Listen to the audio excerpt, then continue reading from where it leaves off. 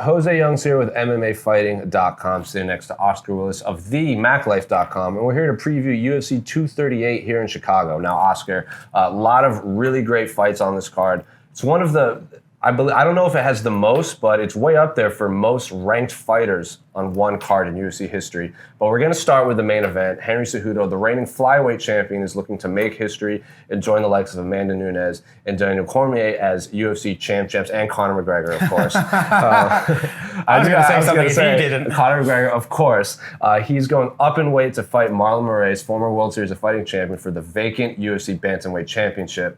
What are your initial thoughts on this, of Henry moving up, his chances against Marlon, and what you're expecting from both men inside the octagon? Well, it's funny that you brought up the champ stuff. I actually think that's really taken a back seat in the promotion of this fight. I think perhaps because TJ's no longer around and it's sort of 135s.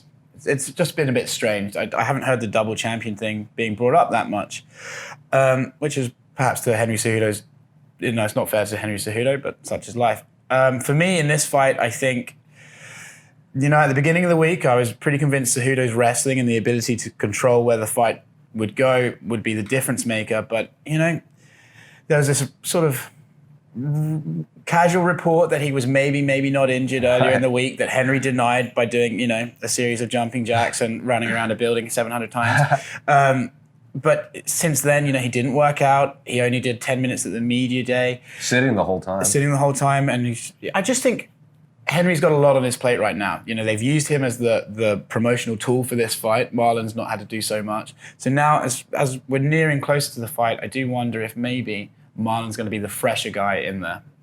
And I have to ask you about the cringe Cejudo that's kind of been taking the fans by storm. He showed up at media day in a cape, a crown, had a magician's hat. Marlon was not impressed at all. And Henry, in his scrum, you missed out on the scrum, correct? Yeah. He said he was cool. It pissed me off that he's trying to build this fight and Marlon's basically looking at him as a clown. What do you make of this? His antics, is it working for you? Should he keep doing it?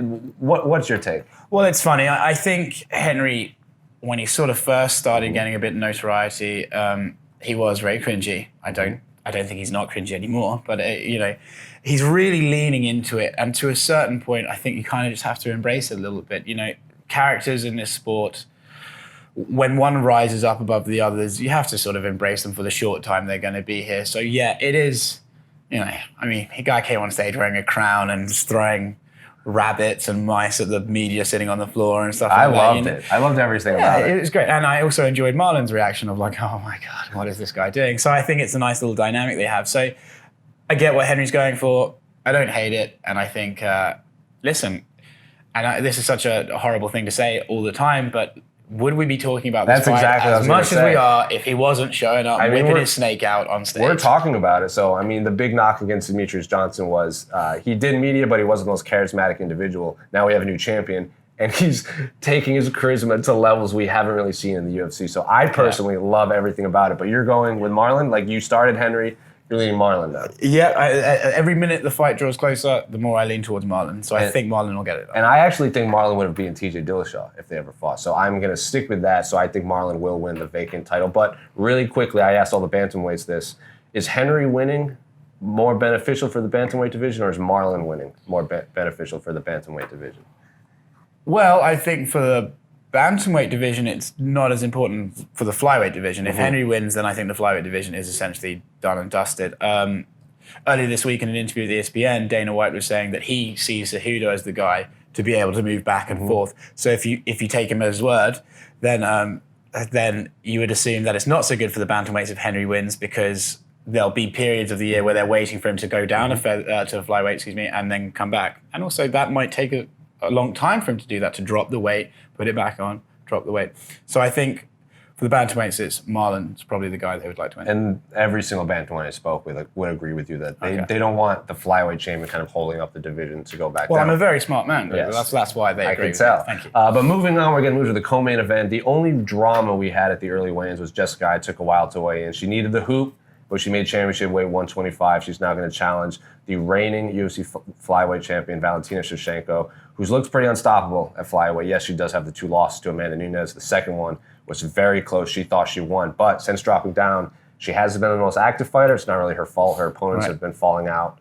But we're finally here. I don't think you can argue that Jessica Eye isn't the deserving #1 contender. She earned her shot. She has 3 wins. Her last win is against Katlyn Chookagian. She's one of the biggest underdogs on this entire card. Do you agree? I don't know what the exact odds were, but do you think she has a shot against Valentina Shevchenko? It should be the question. I mean, they're swinging fists, and when people do that, crazy things happen. Last week, Andy Ruiz knocked out Anthony Joshua, so things can happen. But I think if Valentina wasn't so technical, if she wasn't so precise, if she was maybe a little bit more wild, if she was maybe a bit more engaging, you would see holes that Jessica could exploit. But Valentina is very technical and she is very precise. So I actually think and no disrespect to Jessica, she is the underdog. She knows that she's the underdog.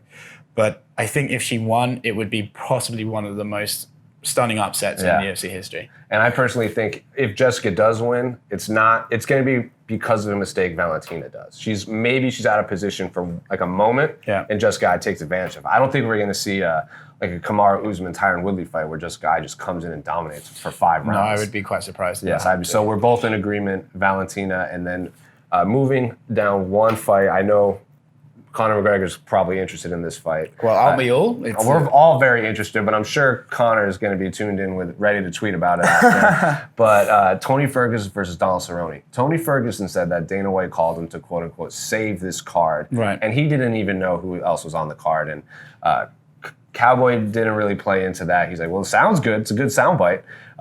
Tony's excited to get back. Both fighters wish this was 5 rounds. Initial thoughts on this fight, and do you think 3 rounds benefits Tony, as Cowboy himself says he's a very slow starter? Well, my initial thoughts is I wish this was 5 rounds, so I agree with both the guys there. I think that's the thing. I think when you make predictions about this fight, you really have to look at Cerrone as the decision swayer, because if Cerrone starts slow and he takes the first round off, I think Tony's going to hurt him very quickly, very aggressively. And so many times we've seen Cerrone sort of need that 5 minutes to get into the things. Even against Aloy Kinte, he said the first round he felt terrible making the walk to the octagon. Yeah, and you don't get to do that against Tony Ferguson. That being said, if Cowboy comes out and he's ready to go right from the off, which he's done in the past, then it's who knows. I think if you asked me a year ago, I would have said Tony Ferguson's going to win that fight. I think if you asked me a year ago, I'd say, well, yeah, Tony Ferguson wins. But Dad Cerrone, he's on this resurgence, as everyone, he's on this crazy little run, and Tony's been away with the personal issues, and he's been away for a while, and he fought at 229, but his leg was still kind of questioned. He's very surgically repaired. It's pretty questionable. So I think now, if you're Cerrone, 6 weeks, don't have enough time to sort of psych yourself out. This is Cerrone's moment to possibly win that fight, So I'll play devil's advocate. And looking at Cowboy's record, I was trying to find something that all of his losses would have that I could point to. Does not do well at all against southpaws. I think he maybe has 1, maybe 2 wins in his career against southpaws. That's so interesting. Tony Ferguson isn't a conventional southpaw, but he does a lot of switching. Right. And I asked Tony, have you noticed that, and have you used this in your game plan? And he kind of looked at me and was like, maybe, and he kind of winked at me.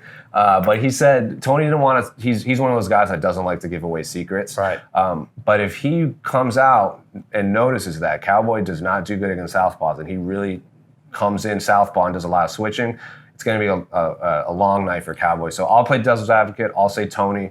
I also really eventually want to see Tony. But I would like to see both men fight for the title down the road. But Tony has lost. I believe you asked him, and he answered like him getting stripped of the interim title hurt him emotionally. I think more than he's ever put into words, and more than we can understand. And it's was last year, and yet he's still mentioning Dana White's comments. He's carrying the belt around still. Well, I mean, absolutely. Yeah, 100%. Kevin Gastelum did it too. That's true. But I think Tony, you can hear it in his voice that that stuff hurt, and I don't blame him. He was incredibly unlucky.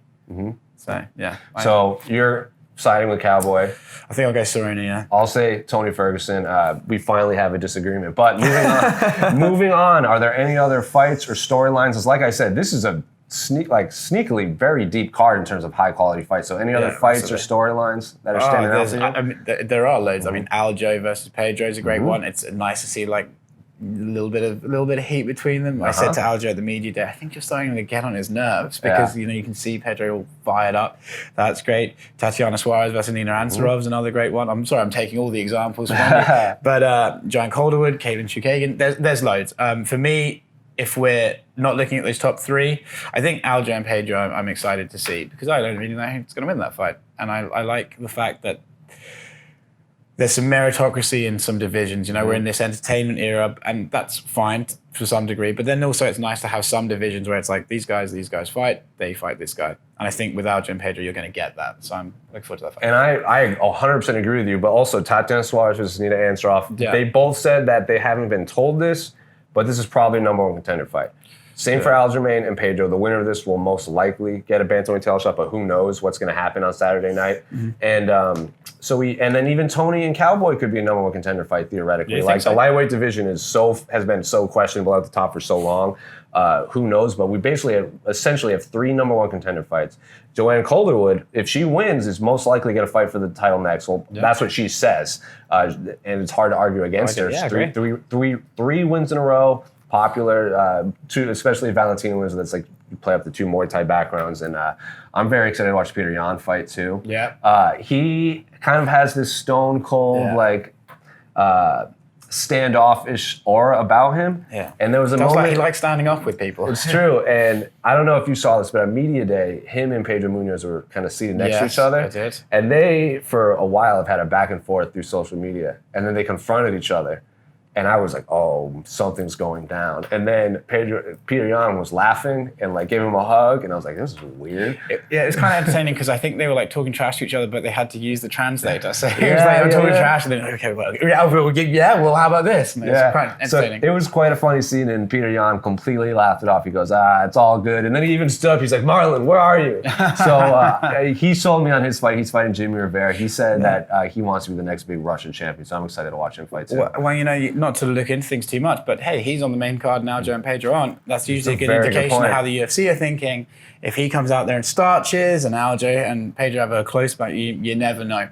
So something to think about. A very stacked card, sneakily stacked card. A lot of people are looking forward to UFC 229 next, or 239 next. UFC 238 is very stacked. But anything else you want to say about this card before we wrap up?